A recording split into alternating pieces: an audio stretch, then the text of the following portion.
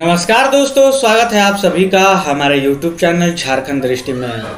दोस्तों, I hope आप लोगों की तैयारी अच्छी चल रही होगी। आप लोगों ने अच्छे से प्रिपरेशन कर रहे होंगे झारखंड सीजीएल के लिए।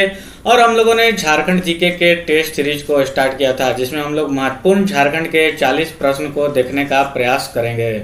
आज की ये श्रृंखला टेस्ट नंबर 2 है। इससे पहले की एक टेस्ट करवाई जा चुकी है। अगर आप लोगों में से किसी ने भी वो वीडियो नहीं देखी है तो आप प्लेलिस्ट में जाकर वो वीडियो देख सकते हैं। साथ ही आपको ये टेस्ट हमारे टेलीग्राम चैनल पे पहले प्रोवाइड करा दी जाती है।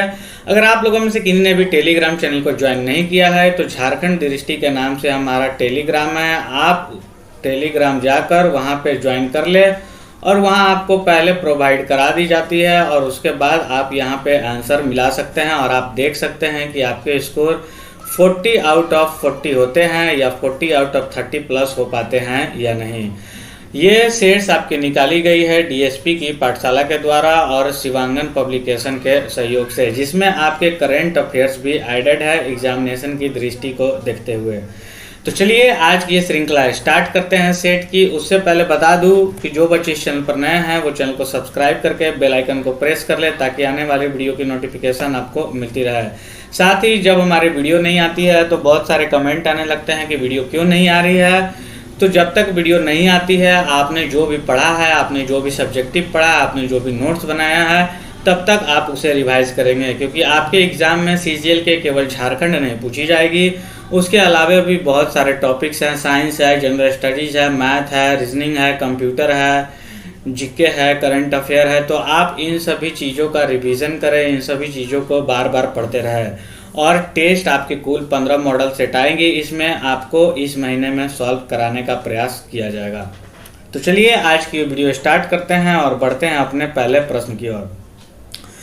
पहला प्रश्न है हमारा कि दलमा वन्य जीव अभ्यारण्य के चारों ओर निम्नलिखित पहाड़ियों में से कौन सा स्थित है। आपके ऑप्शन दिए गए हैं, दलमा हिल्स, हिमालय, मन्नार या चेरू। ठीक है, तो ऑप्शन से ही आपको पता चल रही है कि दलमा वन्य जीव अभ्यारण्य के चारों ओर दलमा हिल्स पहाड़ियाँ स्थित है।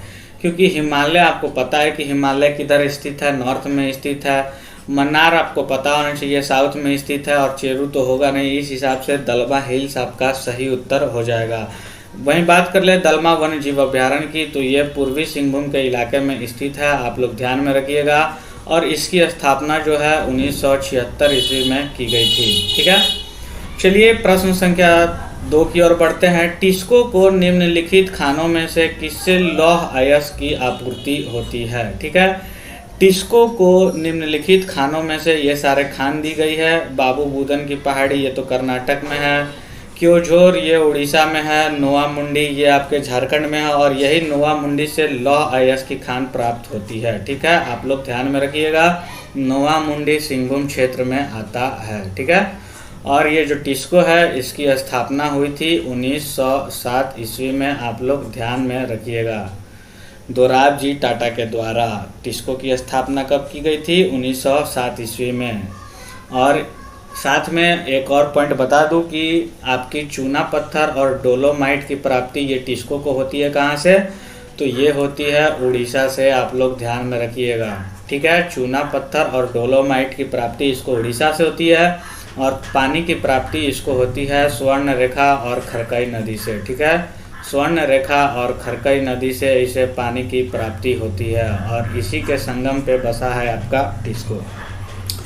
चलिए वीडियो में आगे बढ़ते हैं और प्रश्न संख्या 3 की ओर चलते हैं। झारखंड के किस शहर में यूरेनियम प्रसंस्करण कारखाना शुरू किया गया है। झारखंड का वह कौन सा शहर है जहां यूरेनियम प्रसंस्करण कारखाना शुरू किया गया है। आपके ऑप्शन है साहेबगंज, रांची, घाटशिला और गढ़वा। तो यूरेनियम मुख्यतः आप देखें तो पूर्वी सिंहभूम जादूगोड़ा में यूरेनियम की खान है और वहीं से यूरेनियम प्राप्त किया जाता है। तो पूर्वी सिंहभूम के इलाके में ही नया शहर यूरेनियम प्रसंस्करण कारखाना शुरू किया जाएगा। तो उस हिसाब से साहेबगंज आप देखेंगे तो उसका उत्तर गलत हो जाएगा। रांची भी नहीं होगा और गढ़वा आपके यहाँ पे पड़ती है तो यहाँ भी नहीं होगा। जबकि आप देखें तो पूर्वी सिंहभूम का इलाका ये वाला है, तो उस हिसाब से घाटशिला आपका सही उत्तर हो जाएगा। बढ़ते हैं प्रश्न संख्या 4 की ओर। झारखंड के किस स्थान में मुख्य रूप से लेटराइट मिट्टी नहीं पाई जाती है, आपसे पूछी गई है। आपके ऑप्शन में दिए गए हैं रांची के पश्चिमी हिस्से में, पलामू में, संथाल के कुछ भागों में और राजमहल में। तो दोस्तों राजमहल में बेसाल्ट लावा के टूटने फूटने से उससे बना है आपका काली मिट्टी, ठीक है। तो राजमहल के इलाके में काली मिट्टी पाई जाती है, आप लोग ध्यान में रखेंगे, ठीक है। तो इस हिसाब से राजमहल आपका सही उत्तर हो जाएगा, लेटेराइट मिट्टी वहाँ नहीं पाया जाता है। चलिए आगे बढ़ते हैं प्रश्न संख्या 5 की ओर। झारखंड का वार्षिक औसत तापमान कितना है, ठीक है। झारखंड का वार्षिक औसत तापमान आपसे पूछी गई है और आपको बताना है। तो झारखंड का औसत वार्षिक तापमान जो है वो 32 डिग्री सेंटीग्रेड है, आप इसे ध्यान में रखिएगा, ये इम्पोर्टेंट क्वेश्चन बन जाती है। और झारखंड में कैसी मौसम है, तो उष्णकटिबंधीय मानसूनी यहाँ की जो है वो मौसम है, आप लोग इसे भी ध्यान में रखेंगे। आगे बढ़ते हैं। सूरज कुंड का गर्म पानी का स्रोत झारखंड के किस जिले में स्थित है। तो सूरज कुंड आप लोगों को पता होगा, ये हजारीबाग जिले में स्थित है। सूरज कुंड गर्म जल कुंड, ठीक है। और ये इंडिया की सर्वाधिक गर्म पानी वाली जल कुंड है, आप इसे ध्यान में रखेंगे। हजारीबाग इसका सही उत्तर हो जाएगा, ठीक है। चलिए आगे बढ़ते हैं प्रश्न संख्या 7 की ओर। इसमें बोला गया है कि कर्क रेखा झारखंड के किस शहर को बीच में से काटती हुई गुजरती है, ठीक है। कर्क रेखा झारखंड के किस शहर को बीच में से काटती हुई गुजरती है। आपके ऑप्शन दिए गए हैं पलामू, रांची, गुमला और गोड्डा, ठीक है। तो इसका सही उत्तर हो जाएगा ऑप्शन नंबर बी, रांची, ठीक है। कर्क रेखा रांची को बीच में से काटती हुई गुजरती है और यह रांची शहर के कांके नामक स्थान से गुजरती है, ठीक है। रांची शहर के कांके नामक स्थान से गुजरती है कर्क रेखा। कमेंट करके बताइएगा कर्क रेखा की जो वैल्यू होती है वो कितनी होती है, ठीक है। चलिए आगे बढ़ते हैं। जैन ग्रंथों में भगवान महावीर के लोरे यदगा की यात्रा का संदर्भ है मुंडारी में, जिसका अर्थ क्या है। तो लोरे ये यदगा यात्रा का संदर्भ और मुंडारी में इसका अर्थ होता है आंसुओं की नदी, ठीक है। तो लोर से बना है आपका आंसू, जिसे हम स्थानीय भाषा में लोर भी कहते हैं कि बबुआ का लोर गिर रहा है। तो लोरे यदगा उसी से बना है आंसुओं की नदी, ठीक है। और ये जैन ग्रंथों में भगवान महावीर के लिए यात्रा का संदर्भ है। चलिए आगे बढ़ते हैं। अगला प्रश्न है हमारा, किस विद्रोह के परिणाम स्वरूप 1833 में एक नए प्रांतीय दक्षिणी पश्चिमी सीमांत एजेंसी का गठन हुआ। किस विद्रोह के परिणाम स्वरूप 1833 में एक नए प्रांतीय दक्षिणी पश्चिमी सीमांत एजेंसी का गठन हुआ। तो इसका सही उत्तर हो जाएगा कोल विद्रोह। और कोल विद्रोह कब हुआ था दोस्तों? 1833 के लगभग में। और इसके प्रथम एजेंट कौन थे? तो कैप्टन विल्किंसन थे, ठीक है। इसके प्रथम जो कैप्टन विल्किंसन, आप लोग इसे ध्यान में रखेंगे, कैप्टन विल्किंसन, ठीक है, इसके प्रथम एजेंट थे और इसे विल्किंसन रूल के नाम से भी जाना जाता है। चलिए अगले प्रश्न की ओर बढ़ते हैं। अगला प्रश्न है हमारा, किस नेता ने एक नया संप्रदाय शुरू किया जो केवल एक ईश्वर पर विश्वास करता था? किस नेता ने एक नया संप्रदाय शुरू किया जो केवल एक ईश्वर पर विश्वास करता था? तो बिरसा मुंडा ने शुरू किया था 1895 में, बिरसाइत पंथ, ठीक है। तो बिरसाइत पंथ कहलाया जिसे बिरसा मुंडा ने शुरू किया था। तो इसका सही उत्तर हो जाएगा बिरसा मुंडा। बिरसा मुंडा का जन्म कब हुआ था? तो हुआ था 15 तारीख को 1875 में, ठीक है। 15 नवंबर 1875 को बिरसा का जन्म हुआ। उली हुती गांव खूंटी, ठीक है, खूंटी में बिरसा का जन्म हुआ था, जिन्हें बिरसा भगवान के भी नाम से जाना जाता है। धरती आबा या विश्व पिता का अवतार के उपनाम से इन्हें जाना जाता है, बिरसा मुंडा को। चलिए अगले प्रश्न की ओर बढ़ते हैं। अगला प्रश्न है हमारा, ढाका और कोलकाता के क्रांतिकारी किस स्थान पर छुपकर गुप्त प्रचार करते थे? ढाका और कोलकाता के क्रांतिकारी किस स्थान पर छुपकर गुप्त प्रचार करते थे? आपके ऑप्शन दिए गए हैं, रामगढ़, रांची, भागलपुर या जमशेदपुर। तो जमशेदपुर इसका सही उत्तर हो जाएगा। ढाका और कलकत्ता के क्रांतिकारी, जमशेदपुर आप लोग देखेंगे तो बंगाल से नज़दीक पड़ेगी। तो क्रांतिकारी किस स्थान पर छुपकर गुप्त प्रचार करते थे? तो जमशेदपुर से करते थे। चलिए अगले प्रश्न की ओर बढ़ते हैं। अगला प्रश्न है हमारा कि संथाल परगना में किसके नेतृत्व में वहां की महिलाओं ने नमक कानून को चुनौती दी थी। नमक कानून को चुनौती दी गई थी संथाल परगना में। तो पूछा गया है कि संथाल परगना में या किसके नेतृत्व में वहां की महिलाओं ने नमक कानून को चुनौती दी थी। आपके ऑप्शन दिए गए हैं सिस्टर निर्मला, रानी सर्वेश्वरी, शैल बाला राय या सावित्री पुत्री। तो इसका सही उत्तर हो जाएगा शैल बाला राय, ध्यान में रखिएगा। चलिए आगे बढ़ते हैं, अगले प्रश्न को देखते हैं कि झारखंड के निम्नलिखित नेताओं में से किन्होंने 1857 के विद्रोह में अंग्रेजों के खिलाफ लड़ाई लड़ी। आपके ऑप्शन है गंगा नारायण सिंह, शेख भिखारी, भूखन सिंह या मैजू मानकी। तो आपका सही उत्तर हो जाएगा शेख भिखारी। शेख भिखारी ने लड़ाई लड़ी थी। ठाकुर विश्वनाथ सहदेव भी थे, पंडित गणपत राय थे, जय मंगल पांडे इत्यादि। तो ये सारे प्रमुख नेता थे जिन्होंने 1857 की लड़ाई लड़ी और अंग्रेजों के खिलाफ यह इन्होंने विद्रोह किया। तो इस हिसाब से शेख भिखारी आपका सही उत्तर हो जाएगा। अधिक जानकारी के लिए आप सब्जेक्टिव बुक जरूर पढ़ें उड़ान पब्लिकेशन की। इससे आपको ऑब्जेक्टिव बनाने में अच्छी पकड़ हो जाएगी। और साथ में आपको हमारे चैनल पे सारे ऑब्जेक्टिव उड़ान पब्लिकेशन की सॉल्व करा दी गई है।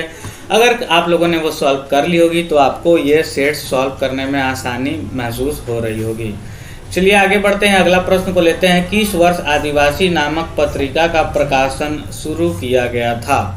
किस वर्ष आदिवासी नामक पत्रिका का प्रकाशन शुरू किया गया था। तो आपके ऑप्शन में दिए गए 1910, 1912, 1915 या 1917। सही उत्तर हो जाएगा 1915। 1915 ईस्वी में आदिवासी नामक पत्रिका का प्रकाशन शुरू किया। आप लोग इसे ध्यान में रखेंगे 1915। चलिए आगे बढ़ते हैं अगले प्रश्न की ओर। अगला प्रश्न है हमारा 1920 के दशक में आदिवासियों का कौन सा आंदोलन गांधी जी के सत्याग्रह आंदोलन से जुड़ गया था। 1920 के दशक में आदिवासियों का कौन सा वह आंदोलन था जो गांधी जी के सत्याग्रह आंदोलन से जुड़ गया था। तो इसका सही उत्तर हो जाएगा ताना भगत आंदोलन। ठीक है, 1920 के दशक में ताना भगत आंदोलन गांधी जी के सत्याग्रह आंदोलन से जुड़ गया। साथ ही 1940 में कांग्रेस के रामगढ़ अधिवेशन में ताना भगतों ने गांधी जी को 400 रुपए की थाली भेंट की थी। ठीक है, 400 रुपए की थाली भेंट की गई थी रामगढ़ अधिवेशन में। बढ़ते हैं अगले प्रश्न की ओर। अगला प्रश्न है हमारा कि झारखंड के कौन से जिले में आदिवासी जनसंख्या का न्यूनतम प्रतिशत है, आपको बताना है। तो इसका सही उत्तर हो जाएगा कोडरमा। झारखंड के कोडरमा जिले में आदिवासी जनसंख्याओं का न्यूनतम प्रतिशत है। आप लोग इसे ध्यान में जरूर से रखेंगे।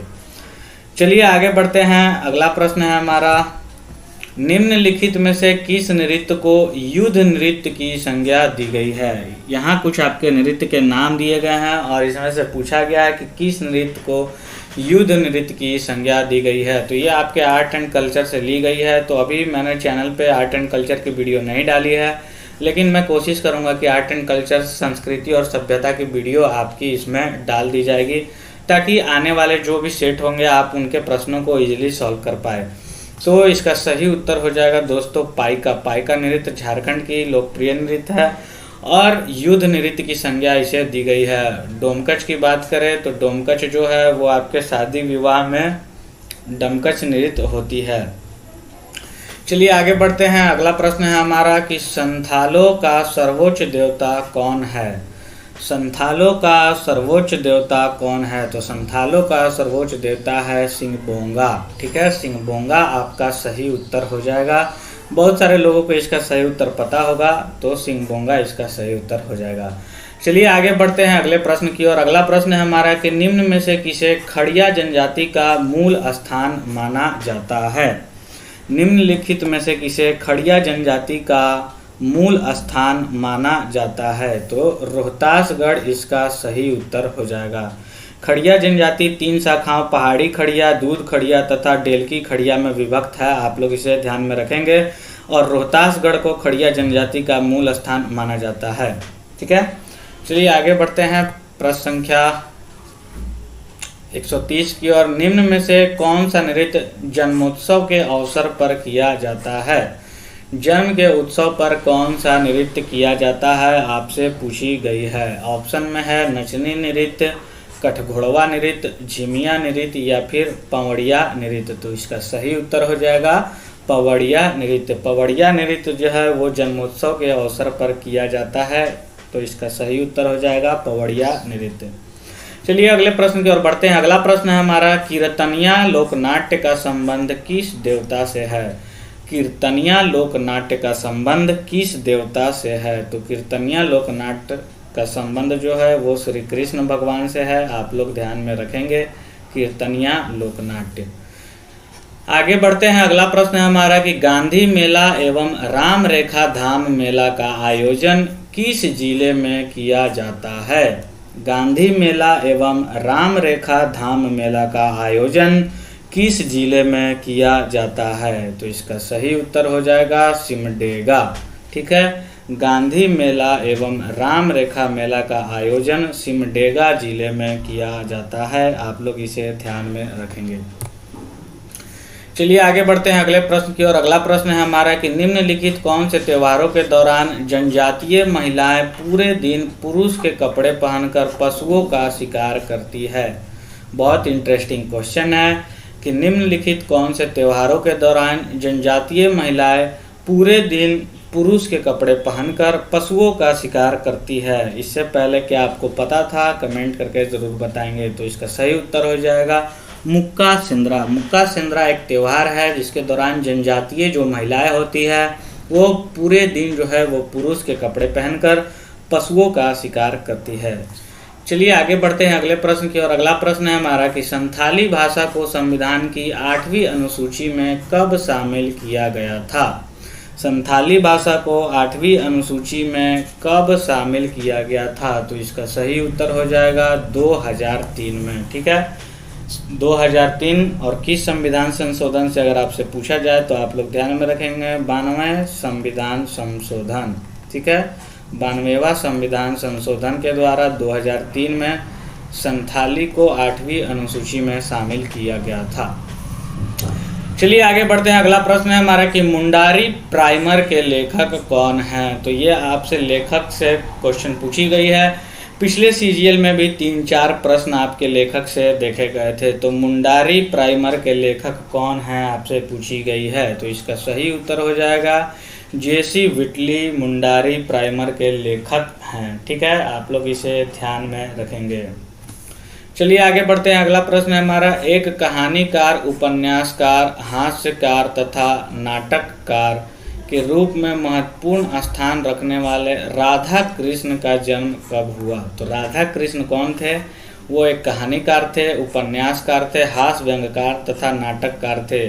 और उन्हीं के बारे में आपसे पूछी गई है कि राधा कृष्ण का जन्म कब हुआ था। तो राधा कृष्ण का जन्म हुआ था 18 सितंबर 1910 में। हालांकि ये क्वेश्चन तो किसी को जल्दी पता नहीं होगा और एग्ज़ाम में भी ऐसे क्वेश्चन अगर उठपटांग से पूछे जाएंगे तो आपसे ना बनने के चांसेस रहते हैं। तो आप ऐसे उठपटांग क्वेश्चन की प्रैक्टिस ज़रूर से करके जाएं ताकि एग्जामिनेशन हॉल में जब आप क्वेश्चन सॉल्व करें तो जब क्वेश्चन का लेवल थोड़ा सा टफ दे दिया जाए, थोड़ा सा उठपटांग दिया जाए तो आप घबराए बिल्कुल भी ना और इजीली क्वेश्चन को सॉल्व करते करते और स्किप करते हुए आगे बढ़ते चले। चलिए आगे बढ़ते हैं। अगला प्रश्न को लेते हैं कि निम्न में से कौन सा छोटा नागपुर के हल्दी घाटी के नाम से भी जाना जाता है। तो हल्दी घाटी के नाम से जाना जाता है भेंडरा बोकारो। ठीक है, सॉरी, कोराम्बे जाना जाता है हल्दी घाटी के नाम से। छोटा नागपुर के हल्दी घाटी के नाम से कोराम्बे को जाना जाता है, आप लोग इसे ध्यान में रखिएगा। और ये गुमला जिले में स्थित है। ठीक है, और भेंडरा जो है वो बोकारो में स्थित है। ठीक है, तो छोटा नागपुर के हल्दी घाटी के नाम से कोराम्बे को जाना जाता है। चलिए आगे बढ़ते हैं अगले प्रश्न की ओर।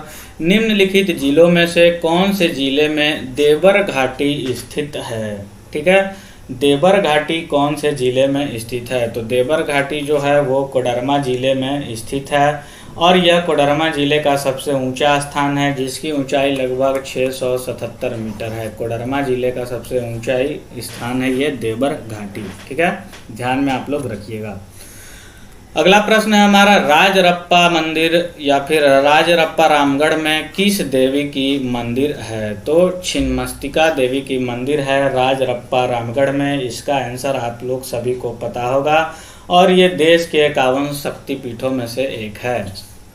चलिए आगे बढ़ते हैं, अगले प्रश्न को लेते हैं। झारखंड के किस जिले में प्रधानमंत्री नरेंद्र मोदी द्वारा लाइट हाउस परियोजना की शुरुआत की गई है?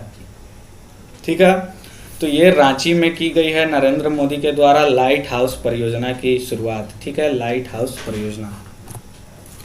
आगे बढ़ते हैं, अगला प्रश्न है हमारा, झारखंड के ग्रामीण विकास विभाग द्वारा डायन प्रथा के उन्मूलन के लिए कौन सी योजना शुरू की गई है? ठीक है, झारखंड के ग्रामीण विकास विभाग द्वारा डायन प्रथा के उन्मूलन के लिए एक योजना की शुरुआत की गई है और आपसे योजना की नाम पूछी गई है, तो ये है गरिमा योजना। करेंट अफेयर में मैंने ये सारे प्रश्न जो यहाँ पे आ रहे हैं ऑलरेडी करवा चुके हैं, तो आप लोगों से किन्होंने भी करेंट अफेयर वाली सीरीज नहीं देखी है तो 12 वीडियो हैं जिसमें मोस्ट इम्पॉर्टेंट 250 से 300 करेंट अफेयर आपके करा दिए गए हैं, उन्हीं में से ये क्वेश्चन उठा के डाली गई है। चलिए आगे बढ़ते हैं, अगला प्रश्न है हमारा कि पशुओं के लिए आइडेंटिफिकेशन यानी यूआईडी नंबर योजना का प्रारंभ कब किया गया? ठीक है, पशुओं के लिए यूआईडी नंबर योजना का प्रारंभ कब किया गया? तो ये 2017 में प्रारंभ किया गया पशुओं के लिए यूआईडी नंबर का।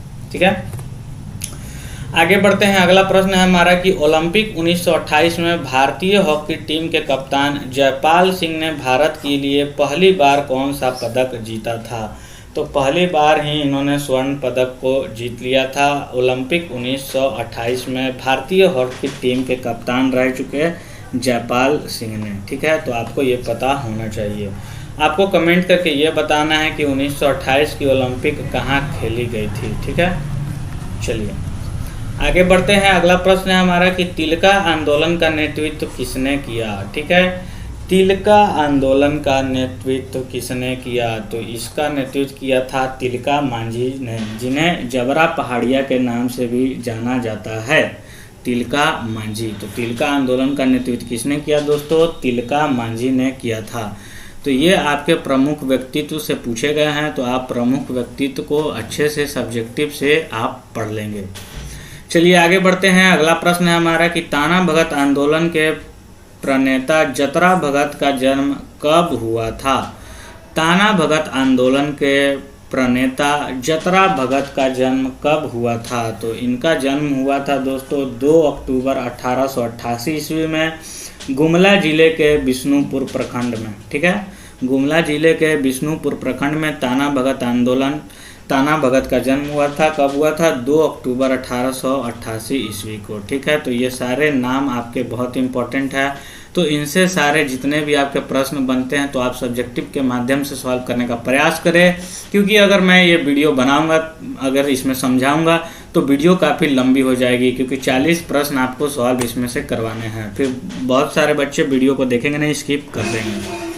चलिए आगे बढ़ते हैं, अगला प्रश्न है हमारा कि निम्न में से किस स्वतंत्रता सेनानी एवं क्रांतिकारी संगठन युगांतर समिति के सदस्य की जीवनी पर शरत चंद्र राय ने उपन्यास लिखी है? ठीक है, किस स्वतंत्रता सेनानी एवं क्रांतिकारी संगठन युगांतर समिति के सदस्य की जीवनी पर शरत चंद्र राय ने उपन्यास लिखी है? तो इसका सही उत्तर हो जाएगा यदु गोपाल मुखर्जी। ठीक है, यदु गोपाल मुखर्जी जो युगांतर समिति के सदस्य थे, उनकी जीवनी पर यह शरत चंद्र ने उपन्यास लिखी है। ठीक है, आगे बढ़ते हैं, अगला प्रश्न है हमारा कि निम्न में से कौन झारखंड में सबसे लंबे समय तक मुख्यमंत्री रहे हैं? तो सबसे लंबे समय तक मुख्यमंत्री झारखंड में कौन रहे हैं पूछा गया है, तो अर्जुन मुंडा रहे हैं। लेकिन एक कार्यकाल में आपसे पूछा जाएगा तो रघुवर दास सही उत्तर उसका होगा, आप लोग इसे ध्यान में रखेंगे।